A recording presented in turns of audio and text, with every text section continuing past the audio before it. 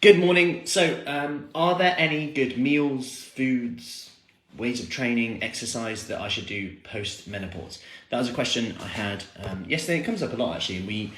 I actually went over in my Q&A last night all about this and in a bit more detail. But I just want to touch on three principles that I would say still apply to everyone, no matter what, but may just be more tricky during peri-menopause, post-menopause. However, they still apply. So number one, the most important thing is still calories in, calories out. And I know you probably hear this a lot, but it's important to consider that despite all the talk around everything else, that from low carb to high fat to all of these things, which I will go into, calories in, calories out, morning Tracy, is still the number one thing. Okay, so that's still the number one thing. Now, yes, it may be harder to eat the amount of calories that you're required to eat to lose body fat.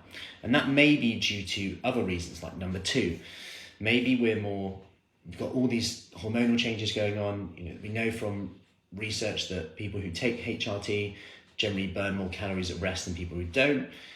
You've then got the aspect of just life in general. Like if you're then getting symptoms from menopause, or maybe you've been through it, but if you've now struggled to sleep a bit more, or you get symptoms around sleep, this can then impact our hunger. We perceive foods as more rewarding than they actually are.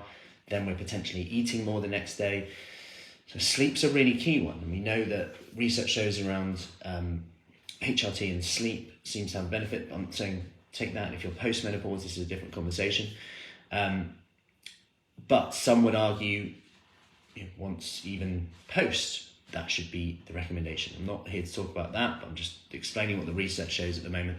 But one thing you can do is look at protein, which is number two, which again applies for everyone, but we see time and time again in research from 1.1 grams per kilogram of body weight to 1.4 grams per kilogram of body weight, that in women, menopausal, post-menopause, seems to have a benefit in strength, in bone density, in minimizing bone loss, which we know is key, because osteoporosis, osteopenia is more likely during this age for many reasons, hormonal changes, but also we tend to do less in terms of muscle strengthening moves, in terms of everyday things that we do, and just in general, not even at this age group, really just now. Like we see sarcopenic obesity gaining traction right now, which is basically people who've got low muscle mass, high body fat, even at a young age, which is quite rare, in human history, because we were so labor driven. We would be moving a lot more, using our muscles a lot more.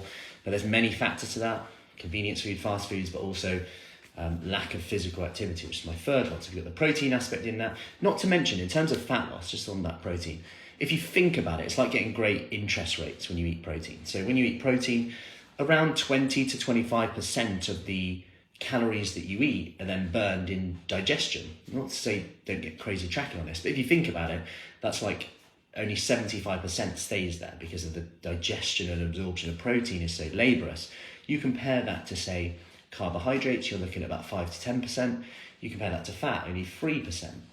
So if your body really wanted to gain fat, like eating fat, carbohydrates generally is less, is perhaps more efficient. And when you want to be losing body fat, you want to be inefficient with what you do, with your nutrient intake, with the exercise you do. And speaking of the exercise you do, number three is resistance exercise, more so than ever, weight bearing. And we know that for osteopenia, which is like the start of osteoporosis in terms of bone health, adding resistance in is going to be really key for that.